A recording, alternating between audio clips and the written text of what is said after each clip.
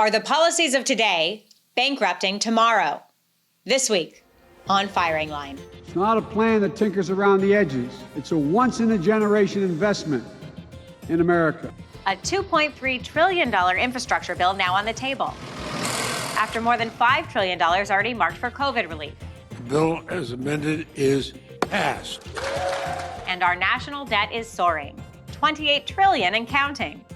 My guests this week are former Labor Secretary Robert Reich and Maya MacGuineas, a public policy expert who focuses on federal budget responsibility. I asked them, what do these staggering numbers mean, and what should be done about them? Firing Line with Margaret Hoover is made possible in part by the Margaret and Daniel Loeb Foundation, Robert Granieri, Charles R. Schwab, the David Tepper Charitable Foundation, Inc., the Fairweather Foundation, Craig Newmark Philanthropies, and by corporate funding is provided by Stevens, Inc. Maya MacGuineas, welcome to Firing Line. Secretary Reich, welcome back to Firing Line. Thank you. Thanks so much. Robert Reich, you've served in 3 presidential administrations, including as Labor Secretary for President Bill Clinton. And Maya, you are the president of the Nonpartisan Committee for Responsible Federal Budget. I'd like to start first with a television advertisement from the 1980s warning, in very stark terms, about the consequences of the national debt. Take a look. Morning. Shall we get down to business? Now that you've joined us, you'll enjoy numerous rights and privileges, but you will share certain problems as well. Specifically, you owe the United States government, in round numbers, $50,000. When that advertisement aired in 1984, the national debt was just under $2 trillion. Right now, it is at $28 trillion, with nearly $8 trillion having increased under President Trump. Why does the national debt matter? Maya, you first. Sure. So it is a dry issue that's kind of hard to make it personalized to people's lives. But the national debt is actually one of the things that underlies all of our economic strength, and more recently, our geopolitical strength in many ways as well. If you're running a debt that is too high, and I would certainly argue that we are in general in this country, not right now during the COVID crisis, because that's exactly when you should be borrowing, but the fact that we borrow so much when the economy is strong, you jeopardize your economy by having a debt that could be growing faster than the overall economy. That's happening now. That means you're vulnerable to not having enough money to borrow when the next crisis comes, which is the time when you really do need to be able to borrow. And it means that you're weaker kind of in a geopolitical sense. We know that right now as competition with China is heating up, yet China owns $1 trillion of our debt and continues to lend money, that it makes us more vulnerable in ways that we really don't want to be. Whether you're the biggest conservative and you want tax cuts, or the biggest progressive and you want big new spending, if your money's going to interest payments, you can't choose between either of those, so it shrinks the pie. And the last thing I would say is if you're borrowing for productive investments, that's one thing, but the history of the debt in this country is that more often than not, we are borrowing just because we don't want to pay the bills. And that's not the right reason to hand on a big mountain of debt to the next generation, which is what we are currently doing. Secretary Reich, Herbert Hoover famously quipped in 1936, wait for it, quote, "Blessed are the young, for they shall inherit the national debt." Tell me, do you disagree with the premise of that quip? I don't completely disagree with it. But Margaret, I was thinking when you played that advertisement of something that my father said to me when I was a very small boy in the early 1950s. My father, you have to understand, was a Republican. And he said to me, "Bobby, you and your children and your children's children will be paying down the national debt created by Franklin D. Roosevelt for your entire lives." And I was just panicked. The fact of the matter is that you've always got to understand that it's the debt, it's the ratio of the debt to the economy overall. And I don't disagree with what Maya was saying. If that ratio gets too out of whack, that is, if your debt starts growing faster than your economy overall, and you're not using that money that you're borrowing for investments in future growth, then you could be in trouble. But the debt itself, just as a number, has no meaning whatsoever. At the end of 2020, the federal debt was 129% of GDP, the likes of which we really haven't seen since the end of World War II. Secretary Reich, is it your view that having the debt at over 100% of GDP for an extended period of time is bad for the economy?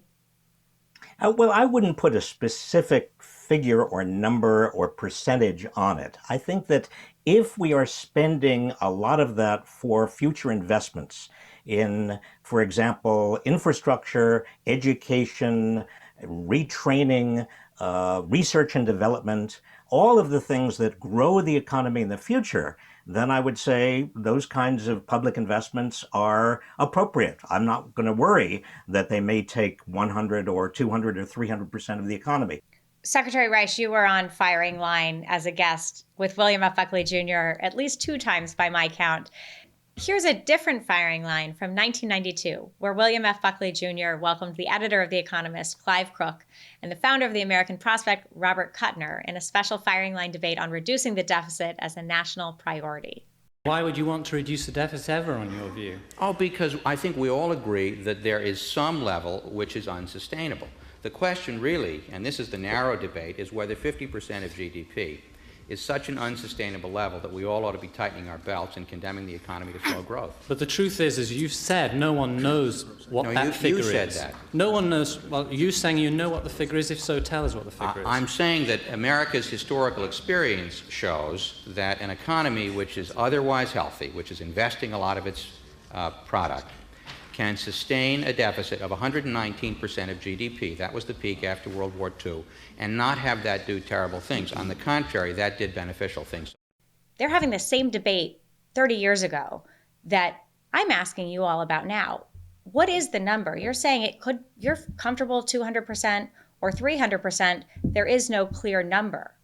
Yeah, Margaret, I said I was comfortable with 200 and 300% if the purpose of the borrowing is to build future capacity.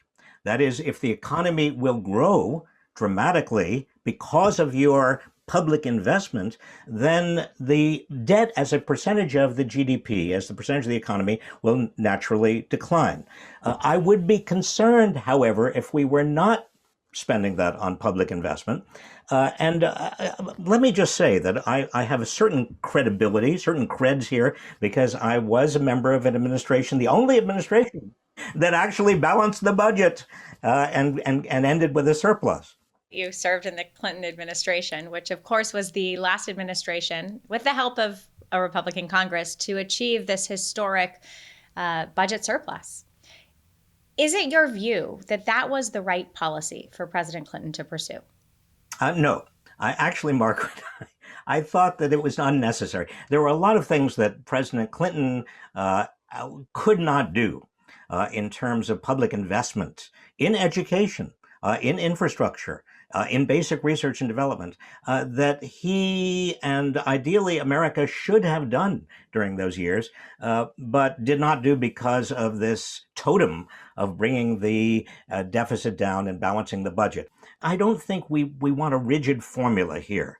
It turns out that we could get, and this actually is one of the legacies of the Trump administration, we could, as an economy, grow very fast and not risk inflation and have a very, very large national debt, much larger than we assumed we could as a proportion of the total economy. And many of us watching the Trump administration lead us into this kind of extraordinary debt were surprised because nobody knew that we could avoid inflation with unemployment that low and with that much national debt. Well, I was surprised too. But Maya, I'd like to ask you, is the national debt a totem? No, I have a very different take on that. So let me turn back to sort of where we were before the COVID crisis, which was the Trump administration led us to borrow almost $5 trillion during a period of economic expansion. This is unprecedented because normally what we have done is brought the debt back down when the economy is strong, borrowed when the economy is weak. And the approach there seems to be borrow for every single thing you can find. The result of that is that you can put a sugar high into your economy. You can have kind of pumped up growth for a short amount of time, a year, maybe 2 years, but it is not going to persist. So I think the real issue here is what we do with all of this borrowing is we continue to push the hard things into the future. And I think one thing we've all agreed on here is we don't know what the number is. We don't know when your debt becomes too large. But what seems really dangerous to me is that our politicians seem intent on putting us on a track where we're going to find out. Do you think, Maya, it was the right thing for the Clinton administration to have balanced the budget and to have created a federal surplus?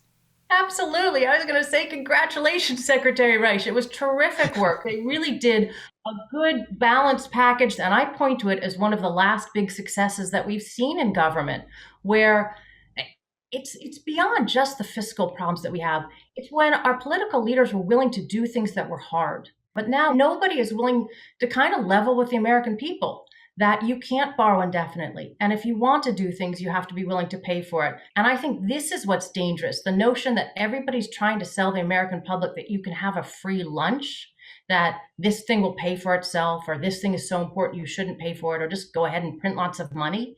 Those things are not leadership. And I think what the Clinton administration, with the help of Republican Congress at the time, was political leadership. Maya, you wrote an op-ed in December, and you said, quote, "Once the economy is strong enough, as indicated by growth and employment rather than political whims, the administration and Congress should gradually implement sensible measures to get control of the debt." Now, the IMF has just announced this week that they expect the global economy to grow faster than it has in 4 decades, by 6% this year. And U.S. unemployment in March made it down to 6%. So is now the time, Maya? Well, so the good news is it seems like we may be, fingers crossed, on the path for a strong recovery. And after this terrible year, that would be a huge relief, particularly for all the people who have been suffering during this. If the economy really starts to boom, jobs come back, wages come up. So that's terrific. I think it is right now the time to stop borrowing. We just had $6 trillion worth of money that was put into the economy. That's a lot, and there's a lot in the pipeline. And it seems like it's probably going to be more than we needed. The next step is to start paying for any new initiatives. And the great news is the Biden administration has come out with a big infrastructure bill, and they are saying that we need to fully pay for it. That is the right first step. I think we want to see the economy actually be stronger, not just have projections, but we want to have a number of months or quarters of strong growth before you gradually start to put in a debt reduction plan. But right now is the time to stop borrowing, gradually pivot into paying for things, and then we'll gradually pivot into hopefully bringing that debt back down so it's not growing faster than the economy, which is the trajectory that it's currently on. If we were to go about prioritizing paying down the debt, it is now $28 trillion. How would you even begin to think about that, Maya? Sure, I'll tell you exactly how I'd think about it, but I would start by saying we don't have to pay down the debt. All we have to do is switch it so the debt's no longer growing faster than the economy. If our economy is growing faster than the debt, it will remain manageable, but we can't have it on the trajectory that it's on, which is dangerous and unsustainable. Here's what I think we should do. We should start by sticking to the notion of pay-go. If you're going to do something new, and that's on the spending side and the tax side, offset those costs.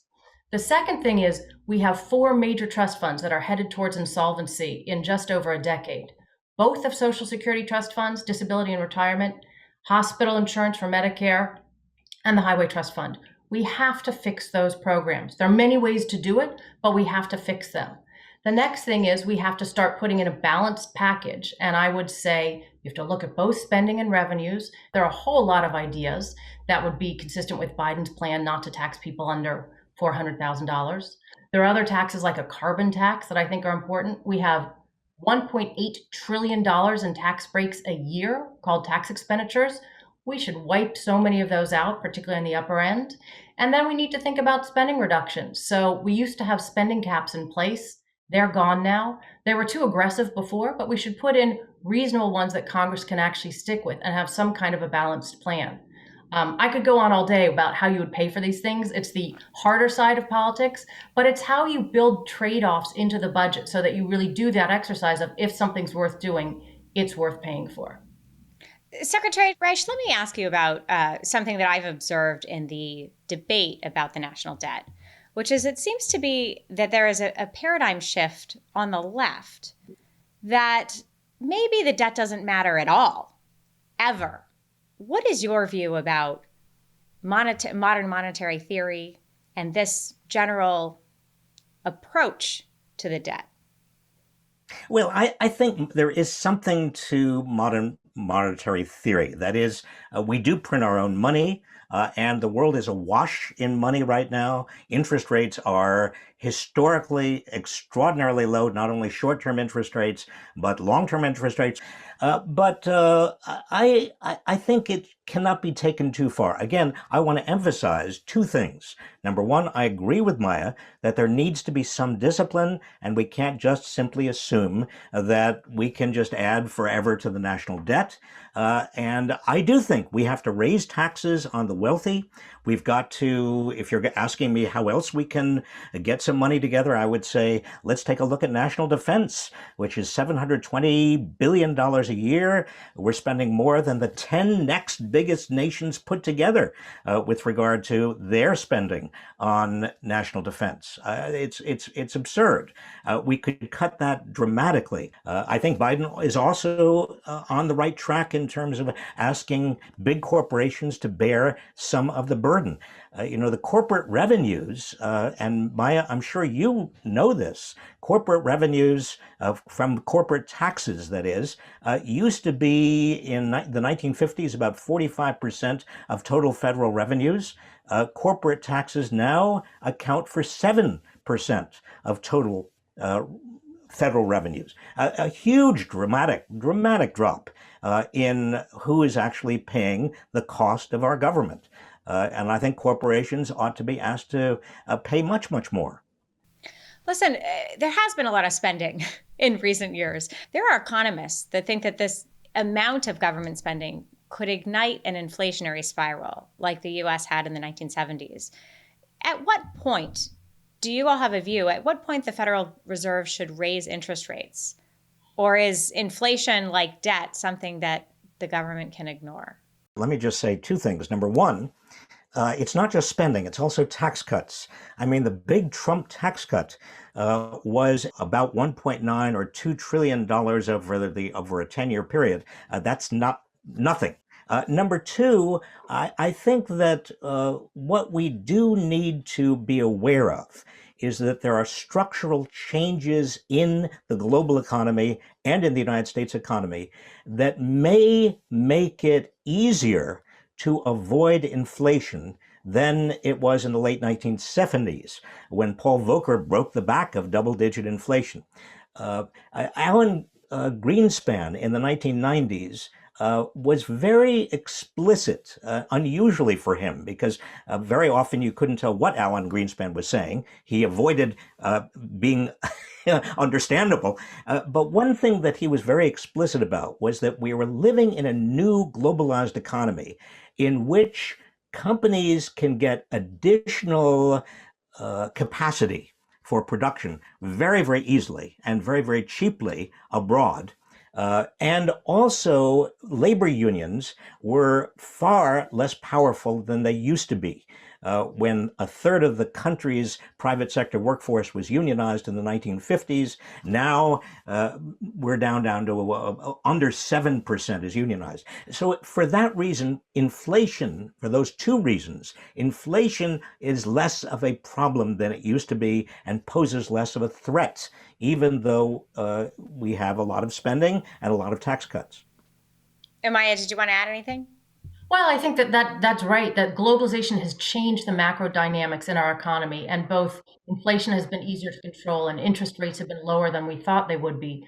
But those trends are not going to last forever. I think more troubling right now is that if interest rates were to go up by a single percentage point, we have so much debt that adds $3 trillion to our interest payment bill over a decade.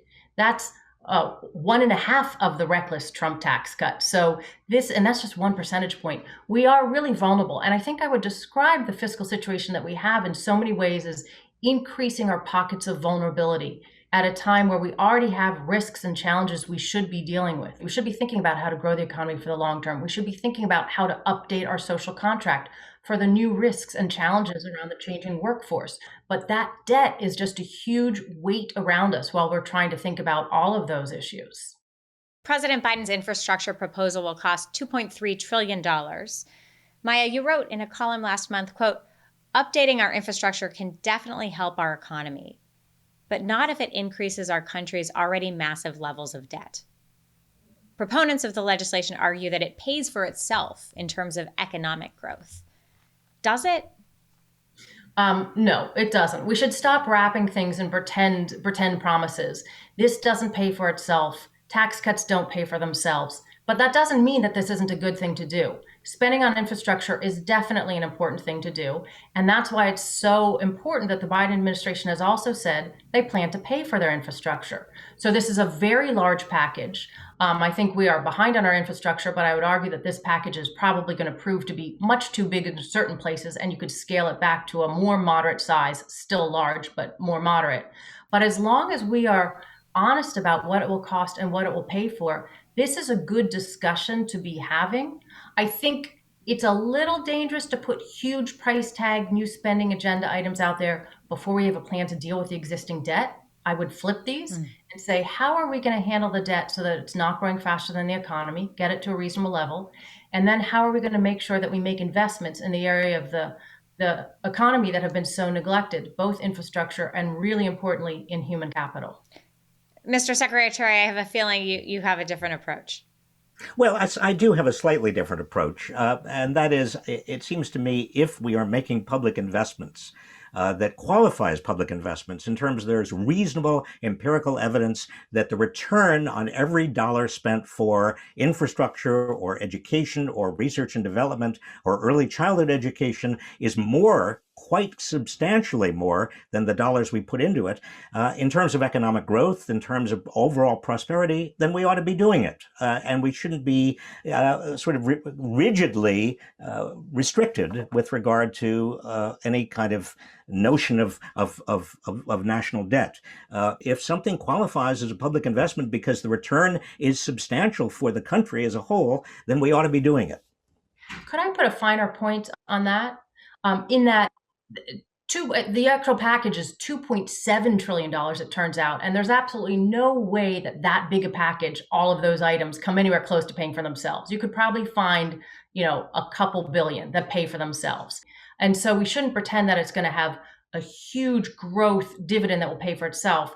There's no study that finds that. And in fact, the Congressional Budget Office has also shown that if you deficit finance your infrastructure spending, it ends up probably creating negative growth because of the damage of the debt. So that's why it's helpful to pay for it in smart ways as well. Let me ask you one final question.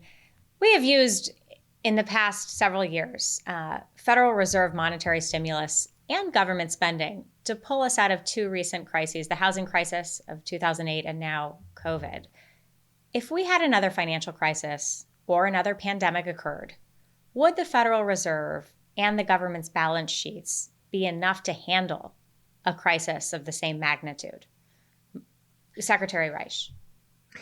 Well, what we know from the Great Recession and the response to the Great Recession, and what we can infer from the early responses to the pandemic, is that we have the capacity in terms of fiscal and monetary policy to do what's needed to get out from under these crises.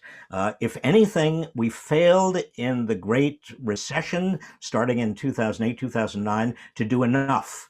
I think that history will judge that we probably have done enough with regard to the pandemic to dig out from under this. But I think it's important not to you're going to err on one side or the other. That is because there's no science here. You don't know about the future. I think it's important to err on the side of getting people employed, making sure that people are not suffering, making sure that people are housed and fed. And if you spend a little bit too much, so be it. By not putting our fiscal house back in order, do we potentially have fewer arrows in our quiver to solve the next crisis? Yes, so then this one I disagree because it does really gravely concern me that both toolboxes of fiscal and monetary policy are being depleted of all the tools. And if there's one thing we know, it's that we will face another crisis. They are coming more regularly and they're scary. There's all sorts of different kinds of things we could be hit with, and we should be prepared. And so I think the elegant solution to this is when we borrow in these crises, and we will continue to have to tie that borrowing with long-term offsets. So you can borrow a certain amount of money today to fight a pandemic or a recession or an attack. But when you do that, you have a bunch of things that you're ready, which you agree will be put in place, which will help get your long-term debt under control. Because the last time we came out of the crisis, the debt continued to rise for every year after that, even when the economy was strong, and it didn't leave us as prepared this time. Our politicians, they're pretty good at borrowing the money. They're not so good at paying it back. We need to nudge them in the direction of being more fiscally responsible and focusing on the longer term. All right. With that, Maya MacGuineas and Secretary Robert Reich, thank you for the conversation. And thank you, Secretary Reich, for returning to Firing Line. Maya, thank you for being here. Thank you. Thank you very much, Margaret. Firing Line with Margaret Hoover is made possible in part by the Margaret and Daniel Loeb Foundation, Robert Granieri, Charles R. Schwab, the David Tepper Charitable Foundation, Inc., the Fairweather Foundation, Craig Newmark Philanthropies, and by corporate funding is provided by Stevens, Inc.